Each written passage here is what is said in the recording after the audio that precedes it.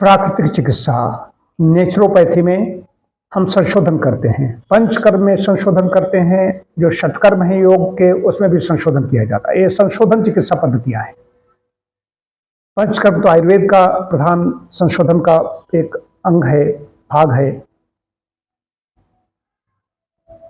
रोगी को जितनी कम दवाएं दी जाएंगी उसका उतना ही उपकार होगा, उतना ही उसका भला होगा। संशोधन चिकित्सा दी जाए और अन्य ही औषधि है, आहार दिया जाए, उपयुक्त आहार दिया जाए और चिकित्सा उसके लिए जो अनुकूल हो दी जाए। चिकित्सा में संशोधन चिकित्सा। आज योग में भारतीय योग संस्थान ने बड़ा काम किया। मेरे कई व्याख्यान हुए, कई बार मुझे बुलाया यहाँ के जो मुख्य कर्ता धर्ता उन लोगों ने।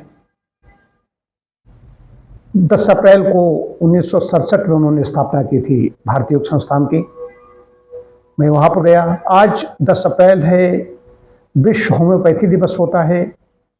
ये जो डॉक्टर हनीमैन थे, नाम तो उनका बहुत बड़ा है, उन्होंने जो संस्थापक हैं इसके होम्योपैथी के, जो उन्होंने खोज की थी, सिद्धांत दिया था उन्होंने कि कम से कम जितनी दवाई दी जाएगी उससे उसका कल्याण होगा। और दूसरा दिया था एक समानता का, ऐसा सिद्धांत दिया था कि एक जो औषधि किसी स्वस्थ व्यक्ति में लक्षण पैदा कर रही है, उसी से जो उसके अंदर रोग लक्षण पैदा हुए वो ठीक हो जाएगी।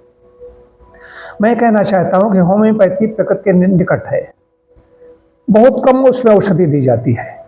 उसके जो जो पार्टिकल्स का जो विखंडन करते करते करते करते सूक्ष्म होती चली जाती है। हम हवन करते हैं, यज्ञ करते हैं, तो यजन करते समय क्या करते हैं, औषधियाँ जो हम डालते हैं, यहाँ पे डालते हैं, जितना उनका विखंडन होता है, पार्टिकल्स उसके ज़्यादा सूक्ष्म कण विभक्त होते हैं, उतनी ज़्यादा शक्तिशाली हो जाते हैं। यही परमाणु का सिद्धांत है। होम्योपैथी भी उसी सिद्धांत पे चलती है। तो योग में उधर है, उधर आज भगवान महावीर हैं, उनकी जयंती मनाई जाती है। लगभग 2500 वर्ष पहले उन्होंने अहिंसा का सिद्धांत दिया। अहिंसा परमो धर्म की बात कही गई। जैन फूड आज हर जगह मिलता है, सात्विकता, वहां पर सात्विक आहार इतना ज्यादा है जो जैन फूड के नाम से जाना जाता है। तो ये 3 बात मैं कर रहा हूँ। भारतीय योग संस्थान की बात कर रहा है। योग तो हमारा प्राचीन है, ये सब चीजें कहीं न कहीं हमारे वेदों में हैं। होम्योपैथी का जो सिद्धांत भी है वो भी वेद में है। हमारा योग तो ही है, शास्त्र है हमारा, जो खट दर्शन है उसमें से है। इधर तो सात्विक आहार की इधर बात चल रही है, इधर जैन महावीर जैन की बात हो रही है। मैंने कहा प्राकृतिक चिकित्सा क्या करती है कि कम से कम, हमारे यहाँ तो कोई औषधियां हैं नहीं, अन्न को ही औषध कहा गया। फल पाकांता औषधि ही, जो फल पक जाते हैं और झाड़ के रख लेते हैं और साल भर खाते हैं। गेहूं, जौ, चना, ज्वार, बाजरा, दालें, मूंगफली, जो कुछ नट्स हैं, सीड्स हैं, जो भी हम साल भर खाते रहते हैं, वर्ष भर खाते रहते हैं, ये औषधि है। ये बाद औषधियां वेद भाष में मिलेगा। क्लासिफिकेशन किया गया है, वनस्पति, वानस्पति, विरुद्ध और औषध, 4 वर्गीकरण किया गया है। लोग कहते थे खाली वनस्पति, ऐसा नहीं। वनस्पति विरुद्ध से वानस्पत से तथा औषधि, 4 वर्गीकरण किया गया है। तब वनस्पति क्या गया है, फलैर वनस्पति ही पुष्पैर वानस्पत्या फलैर फलपाकांता औषधि प्रतानैः विरुद्धा स्मृताः। फलैर वनस्पति ही, ये 4 वर्गीकरण के। इसमें औषध जो पार्ट कभी बताऊंगा, औषध वाला जो पार्ट है, फलपाकांता औषधि, फल के साथ में, पकने के साथ में फसलें सूख गई, उनको औषधि कहा गया।